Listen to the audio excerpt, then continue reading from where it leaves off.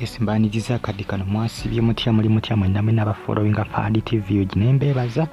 ne mbagamba nti mwakola kyamaanyi okubanga mwasubscribinga ne munyiga n'ekkade nkugamba nti comment section bw'eri awo wansi oba kabuntira mu comment section ate osigale nga ogifollowinga. Mwana amanyikiddwa nga Dush embeera ye si nnungi. Dush embeera ye si nnungi, kansa amuyonka, kansa ayonka Dush bambi abatandise okubanga anjira bano bola baliko okubakyala ba Dr. Sefco bonna abali bakyala ba Dr. Sefco mune balabika bulungi banakanka kabonna nakanka kono w'ekyovu naye alabika bulungi bannange kuba Sefco abakazi abayisanga bubi tewali amanyi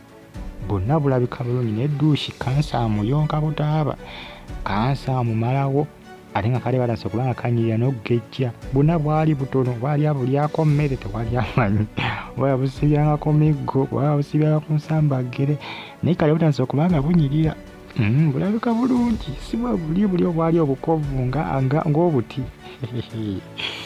So on YouTube platform Fadi TV gyabali Canada mu Toronto, Saudi Arabia mu kibuga Riyadh mbatumideko nembeebaza ne mbagamba nti muli b'amaanyi okubanga mukifollowing wano mbana amawulire agabaga tambula okwetoola eggwanga lyattu Uganda. Nkugamba tika comment section wekali awo bakabuntira mu comment section ato sigala ng'ogifollowinga. Dush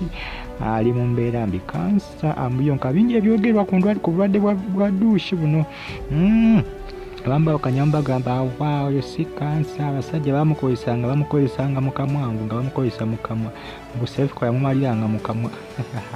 mukalisaazi no ebirwadde bitandise okubanga akola kirwadde bitandise okubanga munnange ngo bittuka manyi bagamba nti mu Uganda abantu bangi bakopambwa emize gy'abazungu abazungu balina egy'emizizo ng'egy'okumalira abakyala mu kamwa abasajja nga bamalira mu kamwa kugambye bingi ebyogerwa ku mitimbagano ku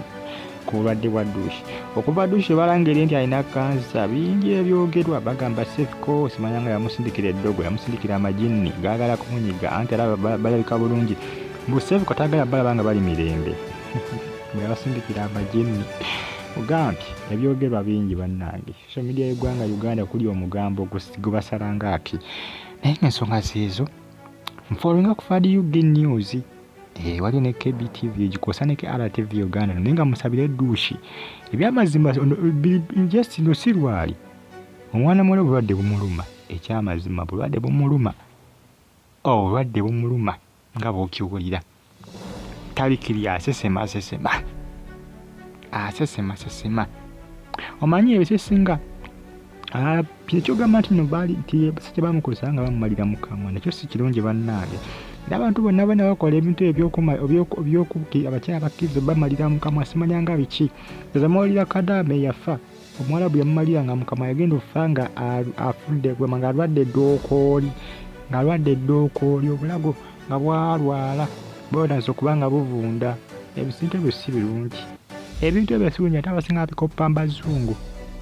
babikopa mbazungu naye si birungi birwaza bane goyita bamita goyita eddookoli ndowooza goyita ebintu ebyo bintu bibi nnyo era Dush wabanga byali akola eddookoli ayinza obutasigaza ddookoli kisa nomuviiramu okufa ebintu by'okukkiriza abakyala ne bamalira mu kamwa si birungi ndaba bangi nange simanyi kale kuba nange naye bajasi babyogerako ku social media kubanga abasinga bakanya bagamba nti si kansa naye ng'ate ejjukira nayo bisookozinga kansa manye ebintu bingi ebikozinga kansa abantu ebisinga